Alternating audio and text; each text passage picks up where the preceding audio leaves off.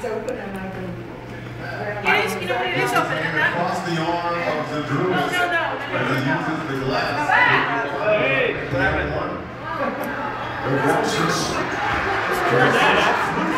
baseball for a second.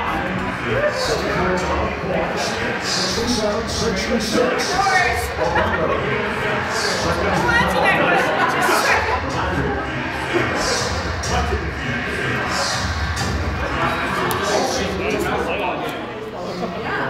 Who made you? But I mean, part of it is it's back to leading from the center of the crowd.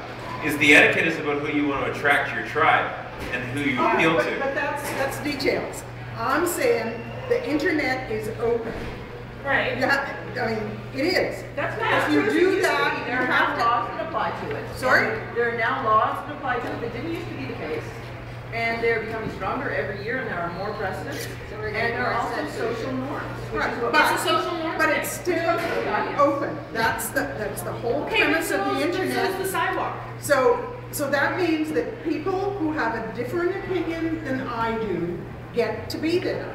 So the porn is there and the stand. But you don't have to listen to them. That's right. Right, There exactly. are repercussions to everything you do. But you don't have but you don't have to listen to them. And if you're willing to accept the repercussions in your world That's my by point. not but you make a choice to listen or not to listen, and you decide whether those repercussions are worth it for you.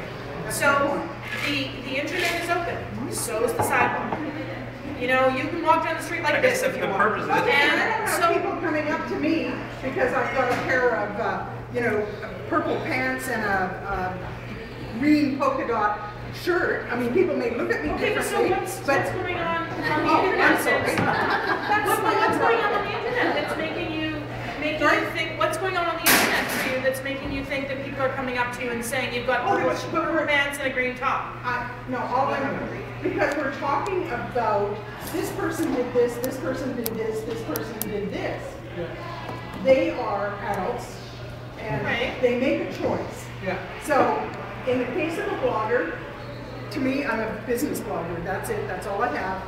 So the personal blog that I have and the blogs that I manage are all from a point of view of a business, and they stand.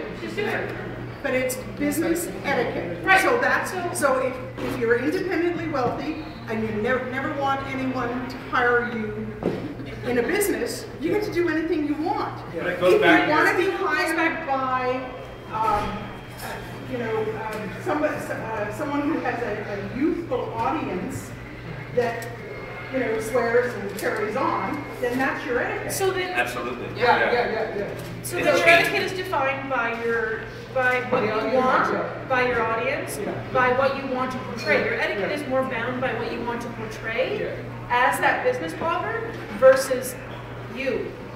But it's also bound by your platform, because if you went in with the same attitude, like if you went and raced through Facebook and added 2,000 friends because you stayed up for 4 days in a row, and that's cool, right? But if you go to LinkedIn and you race through LinkedIn, you get a warning message within 4 invites that say you're going to be banned if you don't stop. So it's just a tool. And It's they a tool. own it, so they get to make the rules. But it's not just they, because see, the individual users report you. They say, I don't know her. And Exactly. that's why you get banned, because the individual users say, I don't know who this you. person is. Because that's the etiquette in that And I have to platform. learn to use all of my names. Part of the openness of the internet and the fact that it's not fair. But it is fair. It's not fair. It starts selecting, because if you're a professional, you want to be on LinkedIn, but you don't necessarily want to be on MySpace. Derek, I know. I understand it. I don't like the stratification either, where someone says you can or can't do that, but it's also about who you want to attract. I don't get to do anything in the rest of my life. I mean, there's rules there too. Well, there's rules in life no matter where you go. Okay, so this is just another Rule. It's just another way of human. but it's cause and effect. It's your life. So. If I went to the Christmas party and got drunk and didn't shoot you, whatever, so go you. I wouldn't be a manager the next day or whatever. I had a friend who absolutely banned me, no longer speaks to me, because once, 7 years ago, I blogged about the time she took me to the symphony. I gave her a fake name.